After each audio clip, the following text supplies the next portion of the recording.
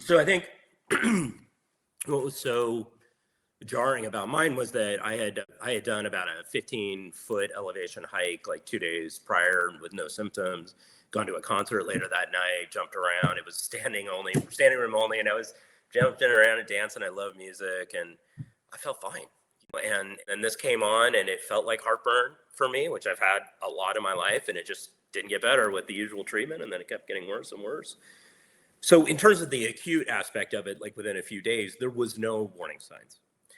The warning signs were long term, and I only see that in hindsight now. That the burnout was there, the stress, family situations, all kinds of stuff going on with work that really had accumulated. And it was even more insightful when I started writing the book that I realized that some of the healing things that I started finding, they actually happened before I got sick.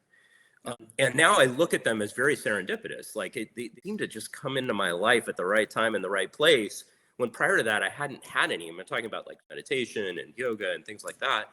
I hadn't really been exposed to. And then all of a sudden I was, and I'm convinced now, and I put it in the book, that those things came into my life at that time to help me survive this and recover from it in a significant way. So that was very powerful. And I talk more about that in the book. But That's wonderful.